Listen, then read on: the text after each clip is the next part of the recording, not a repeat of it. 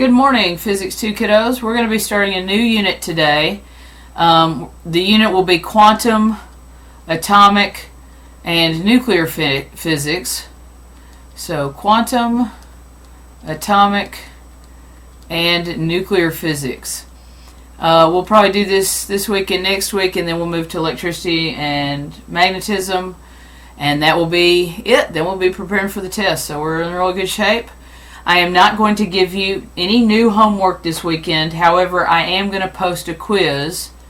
I will post a quiz later today. So I'll post a quiz on diffraction later today. As it has been, it'll be open book, open notes. So all types of diffractions. So that's going to be up for our first thing today. Let me go ahead and hang on just a second. Give myself a couple of pages to work with here. So I'm going to refresh your memory on some things. Most of this should be old hat to you. Probably nothing new that I'm going to talk about, but just kind of as a review. So let's start with the most important thing we're going to talk about is we're going to be looking at radiation today. So let's start with radiation. And of course, most of the time we call this nuclear radiation, because it's from the nucleus of an atom. It relates to the nucleus of an atom. So to do this, we're going to have 4 different types of radiation. The 4 types of radiation are alpha decay, and we'll practice each one of these independently. But we're going to have to review a little bit of chemistry as I start. So I'm going to come over here, and before we start alpha decay, let's remember some things about chemistry. The symbol we use for Z is Z stands for the atomic number of an element. And you may remember that each element has an unique atomic number, and it is the number of protons. But of course, in an element, it's also the number of neutrons. So it's the number of, what did I just say? Not properties, protons. Wow. Number of protons, but it is also the number of electrons in a neutral atom. So most atoms we occur naturally. They're going to have the same number of protons as they have electrons. There's not going to be a gain or a loss. Chemical processes, and chemistry is the study of moving the particles around or combining protons from one atom and electrons, bonding the electrons either covalently or ionically. So chemistry is the study of sort of the nuclear processes that occur that cause us to have, wood burning or food cooking or our bodies running and all those kinds of nice things. So Z is our atomic number, and we usually use, for the mass number, I have seen it given as several different things. I usually use mass for the capital M for the mass number, and what we're going to do is rounded to nearest whole number. So when you're looking on the periodic table, the mass number will be a number at the bottom, usually with 3 or 4 decimal place accuracy, and that is the average mass of the atom. So when you naturally find carbon, it typically has a mass of 12. But there are some alternate forms of carbon called isotopes, and that will make a difference in what we have. So our mass number is going to be, it's equal to the sum of the protons and neutrons. Sum of protons and neutrons. Why do we not count an electron? An electron's mass, so we call the proton's mass is about 1. Mass for a neutron is about 1. The mass of an electron, so proton, neutron, electron is about 1 over 1,000 compared to these guys, so we typically call it 0 when we're doing our mass number. And then we also have this idea of isotopes and ions. An isotope is the same element with a different mass.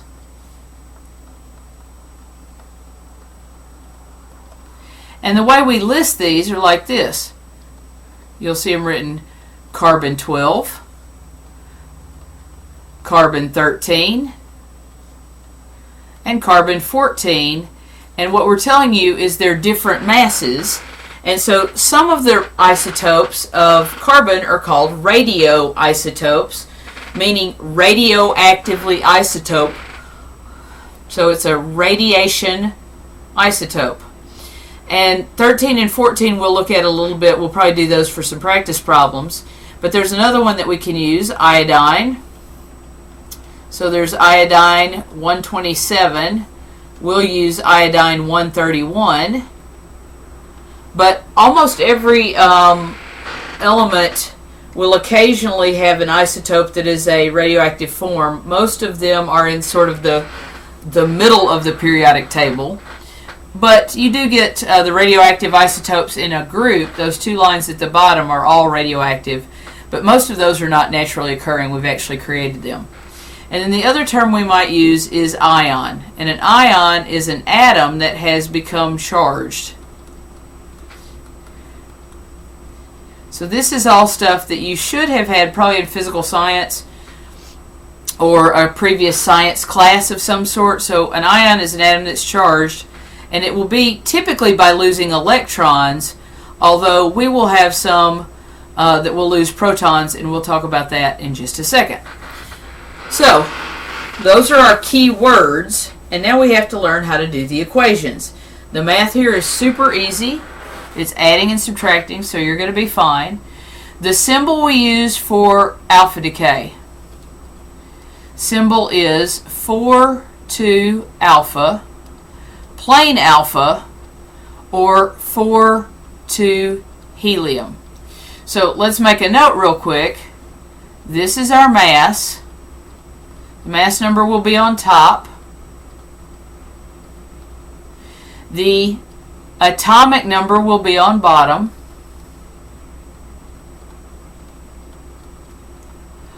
And the reason we call it a helium, it's actually a helium ion or a helium nucleus is what you'll hear this called as well. So an alpha particle is made up of 2 protons and 2 electrons, or excuse me, 2 protons and 2 neutrons.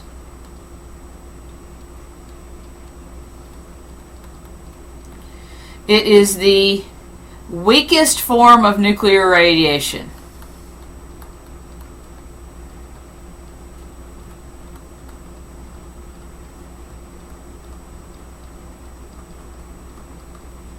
It's the weakest form of nuclear radiation. It can be blocked with paper. And it's around us all the time. So if you got clothes on, you're protected from alpha decay. Alpha decay has got the biggest particles, and because of the size of the particles, the biggest particles you have, it won't penetrate very deeply into materials or pass through materials because it's almost a helium atom. The reason it's not a helium atom is because we're not moving any electrons. So this helium ion is actually a positively charged ion because it has 2 protons, 2 neutrons, but no electrons. So it's a positively charged ion. And alpha decay works like this. So when we write an equation, we're going to say, we usually call this the reactants and the products. So the reactants in chemistry, that's a word we use from chemistry. So the reactants is what you start with. And then you use an arrow, which means yields or produces, results in, and over here we have the products. And that's what you end with. But we also have a really cool law that says conservation of mass and conservation of energy. So you can't just be going around messing with the numbers of protons, neutrons, and electrons. You have to make sure things stay the same amount at the end as you have at the beginning. So let's do a couple of examples of alpha decay so you can see how the math works. And like I said, this is really easy stuff. So carbon-14, that's its mass, is 14. It has 6 protons. So that's its atomic number is 6 protons, which means it has 6 protons and 8 neutrons. So 14 minus 6 is my number of neutrons. And I think most of you have done this at some point in a science class, so I'm not going to beat it over the head. It will break apart nuclear decay, what's going to happen here is that 2 of your protons and 2 of your neutrons will break off from the, pardon me, I'm yawning, they will break off from the carbon nucleus. And so what gets given off is you give off alpha decay.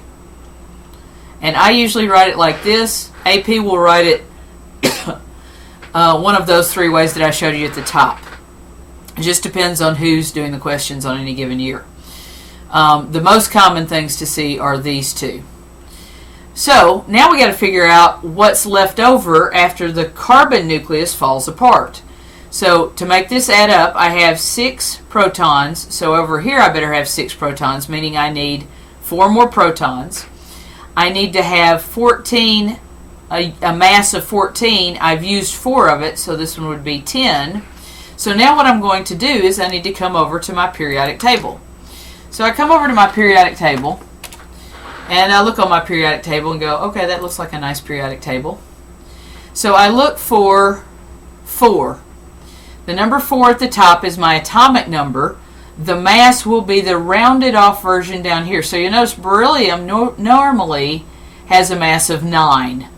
Beryllium normally has a mass of 9, but ours actually has 10. So we have 4 and 10. So what we're going to write right here is we're going to write that we now have a beryllium atom. Our beryllium atom will be negatively charged. Our helium nucleus, or our alpha particle, will be positive charged.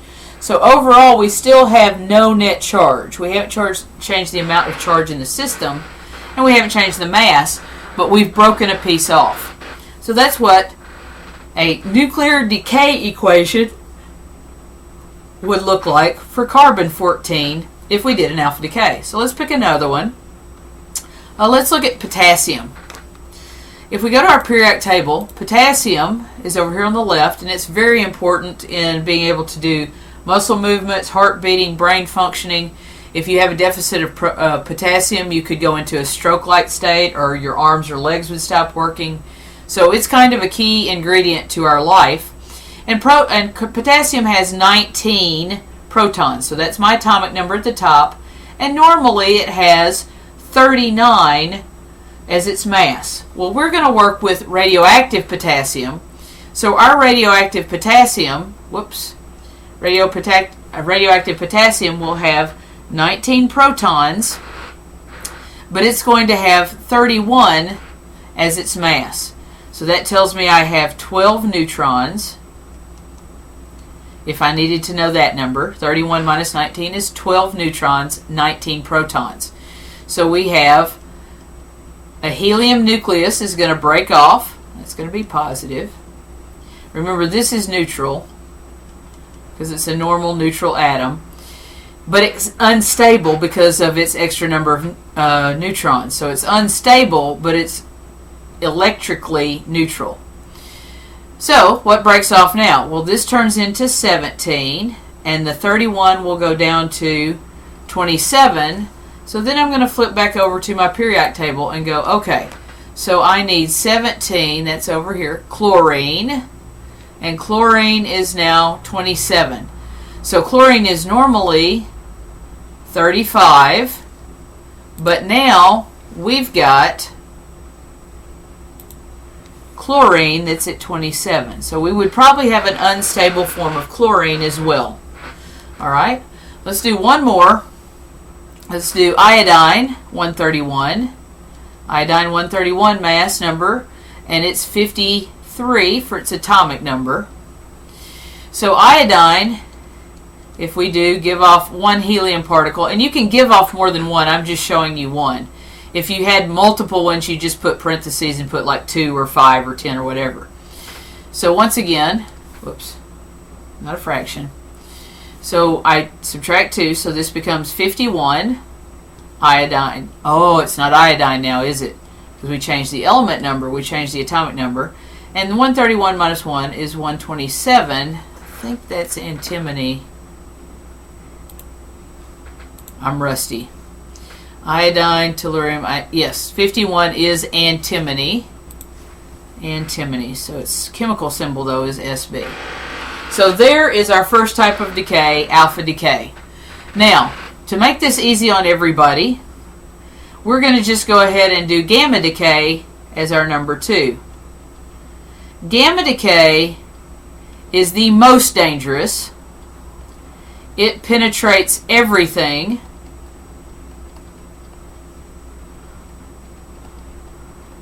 Unless you have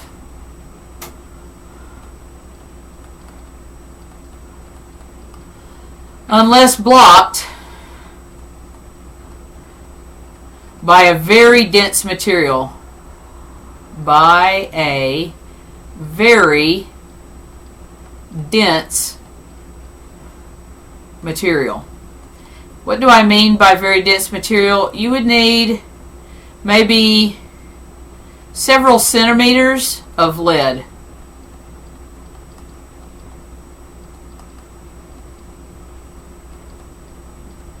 So lead being a very dense material, you would need to, and you do this when you get an X-ray done, because X-ray is a radiation, and gamma decay is one of the kinds of radiation that will penetrate and allow us to see your bone structure. So you may know that if you get an X-ray, they typically lay a lead vest on you, a very heavy vest, and it's typically lead, and that's to block the gamma decay so it doesn't get into your body and do damage, because gamma decay is basically pure energy. And your body will absorb the energy, or plant life will absorb the energy, or your speakers in your car would absorb the energy, and it will damage the atoms themselves. It'll damage the structure. And so that's why gamma decay is so dangerous. So it's pure energy. You will get some gamma decay when you fly in an aircraft a little bit. Not enough to worry about, but you do get some radiation doing that, because you are in a thinner location of our atmosphere. You're not down at the bottom, and so some of that decay can pass through our atmosphere and cause problems. So what is the symbol for it? The reason it's often called X-rays is because the symbol we use for it kind of looks like an X. Kind of a sloppy X, kind of like you did that. But it is sort of a curly X or Y with sort of a curl. And it occurs in pretty much every radioactive decay. So to do gamma decay, what you do is at the end of the equation you put gamma decay. There's energy. Energy is given off. Energy is released. It's dangerous. That's kind of our alert sign. So there's our gamma decay. Now, last but not least, we have 2 kinds of beta decay. So our third type of reaction is beta decay. And there are 2 kinds. The phrase we usually use is beta emission,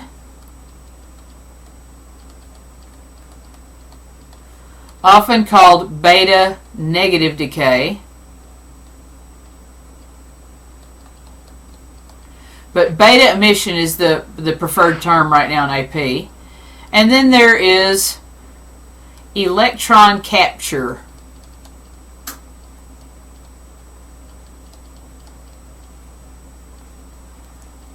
And this one is beta positive, is often called beta positive. But for our intents and purposes, beta emission and beta capture are the ones we're going to use. So I would prefer that we not talk about those. Okay? I will put them back on here in just a minute. But let me show you what happens in a beta emission. Now our symbol, these are electrons. So these are an electron from the nucleus is emitted.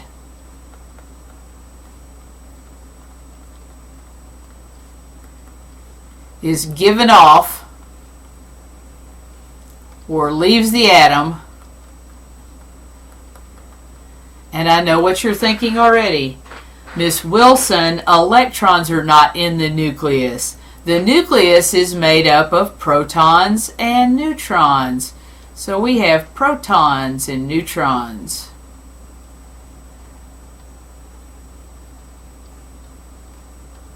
So we have protons and neutrons. So what is this crazy that you talk about an electron in the nucleus being given off? Because there aren't electrons in there. Well, here's what happens. The weak force, which is one of our four fundamental forces,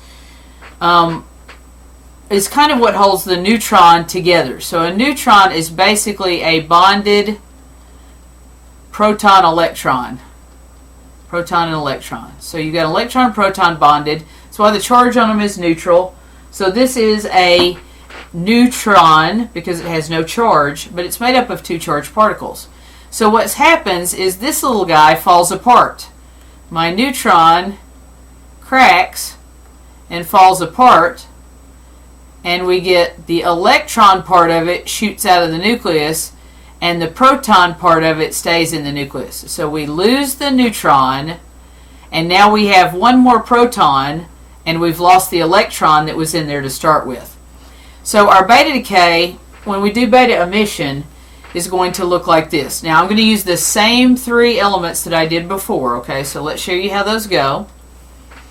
So if I have carbon 12, I do a beta emission. So a beta particle, we have a curly, kind of slanty curly B. It's an electron, so its charge is -1, and it has no mass. So it's a -1 particle. It's not a proton, it's an electron. And the beta particle is given off, and so now our number has to adjust by doing this. I need a 7 on this side, so that 7 minus 1 is 6. I didn't change the mass, so the 12 stays the same. But now I have to go to my periodic table and look, and it's going to be nitrogen, but we're going to look anyway. So we look at carbon at 6, and 7 is nitrogen. So carbon 6, nitrogen 14. Normally, nitrogen has 14 for its mass. But in this case, this would be the decay for carbon. Now, let's see what's the next one I did. I did potassium. Okay, so here's potassium, 19 and 31. If it does a beta decay, once again, the atomic numbers, we have to have this equation balanced, so this becomes 20. The top number does not change. And now I have to, pardon me, sorry I'm coughing at you. A little dry-throated right this minute. And I now look for element 20. Well, element 20 is calcium, and calcium is normally 40 mass, but this will be calcium mass of 31. So once again, this time the given off particle is negative, and the nucleus becomes positive. So there we go, beta positive. And last but not least, iodine. So let's do some iodine here. Iodine, 53, 131, becomes 131, 54, beta particle. And now I have to look, because this part of the table I don't know as well. 54 is xenon. Okay, so 54 is xenon. Alright, so there would be our beta emissions. And of course, because this is a nuclear radiation event, we're going to have gamma decay, gamma decay, gamma decay. We're going to have energy given off. So last but not least, let's look at what happens if I'm doing electron capture.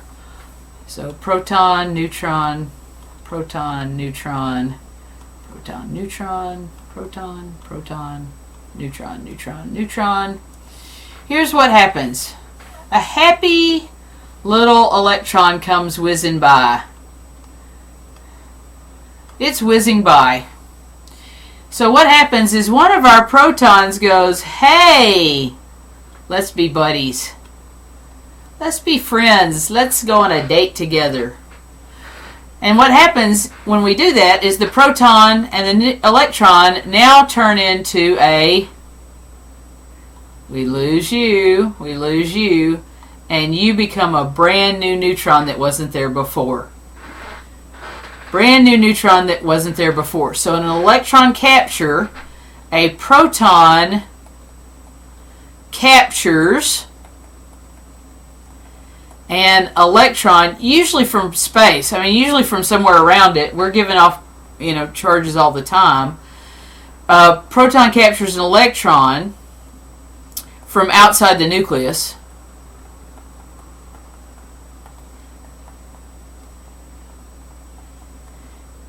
to form a new neutron.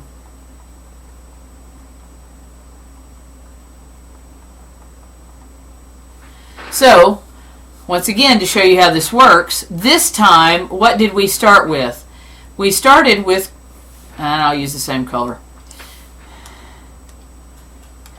We had carbon 12 and 6. But we also had to start with a free electron. And they combine, this time instead of things falling apart like our first two reactions, they combine. And when they combine, I get the carbon goes from 6 to 5. So we've lost a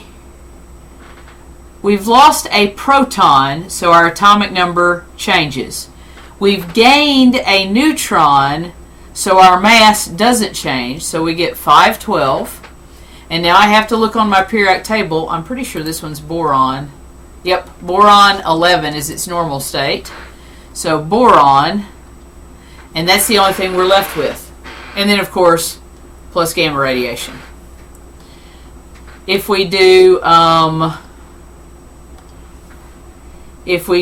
potassium, not C, you silly person, potassium. If we do potassium and our free electron, that's our free one that was running out of space, reaches out and grabs it, and now we have, at the end, we're going to have gamma decay because it's radiation, and we're going to have an element that is now 18 and 31. So we go back to our periodic table. We look at 18. 18 is over here on the left, and that element is argon. So now we've changed into argon. And last but not least, if we were to do the iodine, 131.53 plus a beta particle. Now I get 52, 131, and of course energy's given off. Energy's in the equation. So 52 is tellurium. Okay, tellurium. Alright, so those are our fundamental radioactive decays and radioactive decay equations. And so that's what we're going to, you need to be able to do for the next homework set. And I'll probably go ahead and post it, but realize you don't have to do it till next week. Concentrate on the stuff that we have right now. And then also be looking out for the quiz, because you need to get that done by the end of next week as well. So I'll talk to you guys later. Have a great rest of your day. And I will talk to you on, I believe, Tuesday when we come back. I'll see you. Thanks. Bye.